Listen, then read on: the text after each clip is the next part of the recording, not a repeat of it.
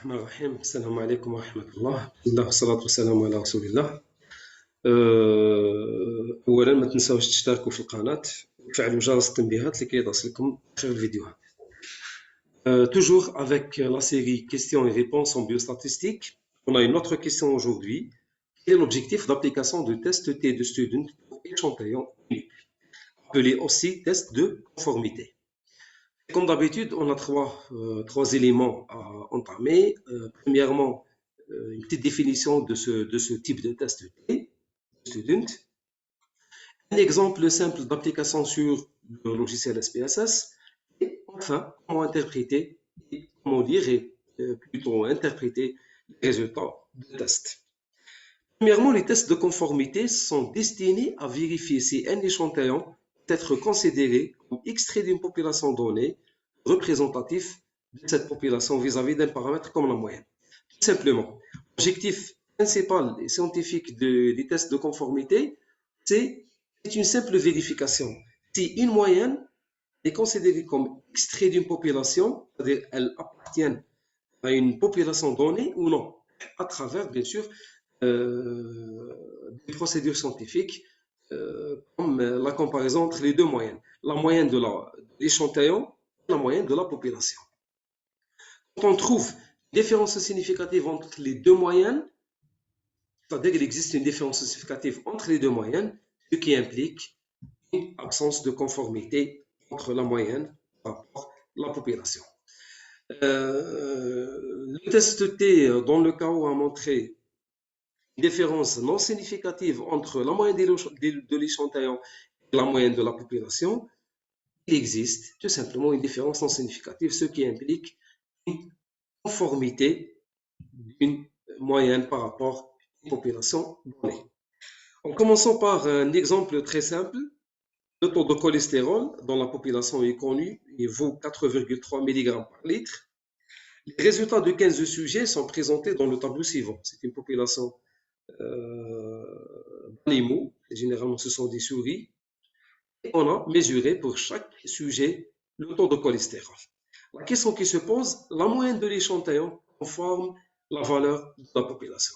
L'objectif de l'application du test T de student pour échantillon unique, c'est de vérifier la conformité de la moyenne de l'échantillon par rapport à la moyenne de la population.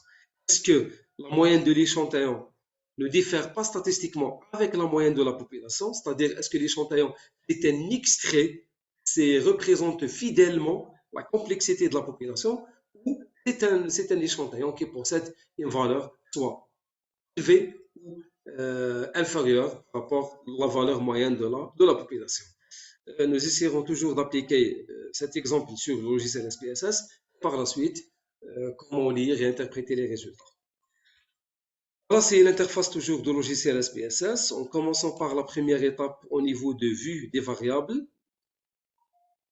Je donne un nom simple, cholestérol, taux de cholestérol ou valeur. L'essentiel, c'est un code qui détermine la variable objectif de l'étude. Voilà, décimal, normalement, on a un seul chiffre après la virgule, on peut laisser 2 ou on peut mettre 1. Voilà, on a une seule variable quantitative.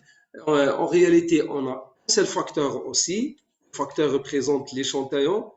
Le facteur représenté par une seule modalité, ce sont des sujets.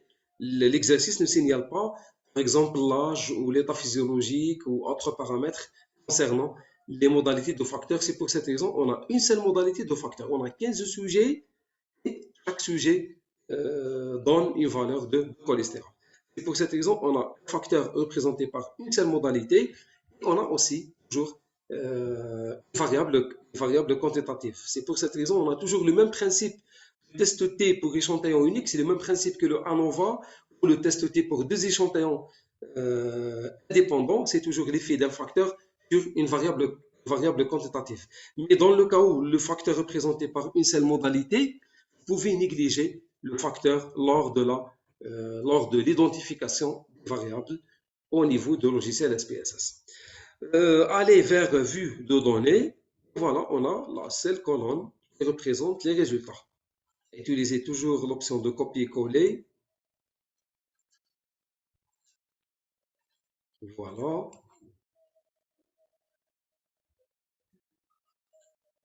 Voilà, on a déplacé toutes les valeurs de l'expérience. L'étape suivante, c'est l'application de tests proprement dit. On est toujours vers analyse. L'objectif, c'est une comparaison entre deux moyennes, la moyenne de l'échantillon et la moyenne de la population.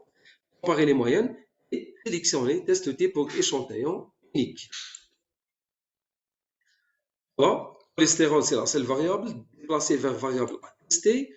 Au niveau de la valeur de test, il faut signaler la moyenne de l'échantillon, c'est 4,3. Enfin, cliquez directement sur OK.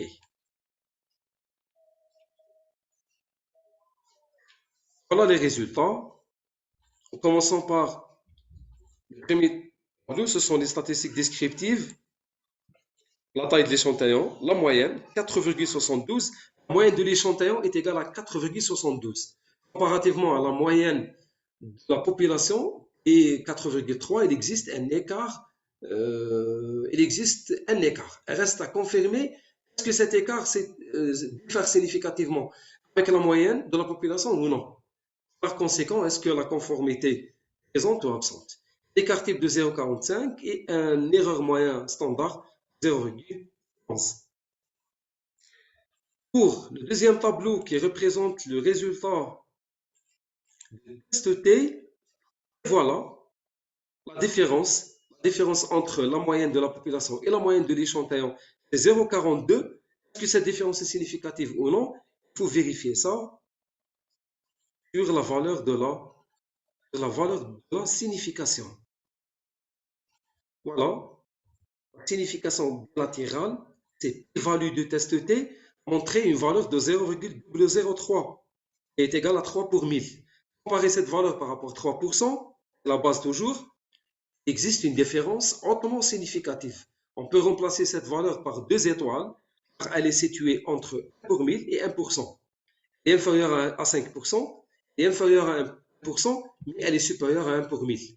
Pour cette raison, on a signalé 2 étoiles au niveau de cette valeur de signification. Tout simplement, on peut dire comme lecture statistique, le test T pour échantillon unique montrait une différence hautement significative entre la moyenne de la population vis-à-vis la moyenne de l'échantillon. Par conséquent,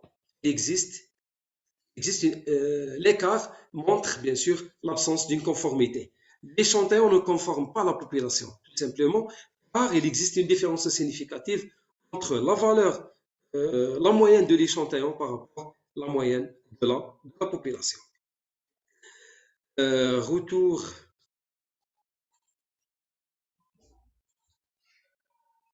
au document, on peut dire que, tout simplement, l'échantillon sélectionné possède une hypercholestérolémie par rapport à la population.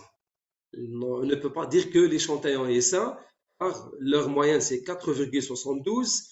Par rapport à 4,3, on a confirmé par le test T échantillon unique l'existence d'une différence hautement significative. Par conséquent, on peut dire comme conclusion scientifique et comme interprétation de cet exemple simple, l'échantillon possède une hypercholestérolémie, c'est-à-dire une valeur élevée par rapport à la moyenne normale, hypercholestérolémie par rapport à la population mère. Voilà, c'est la fin de cette vidéo. Espérons qu'elle est claire. C'est juste un petit rappel. N'oubliez pas d'abonner la chaîne et d'activer la cloche de sonnerie pour recevoir toutes nouvelles des vidéos en biostatistique. Salam alaikum wa rahmatullah.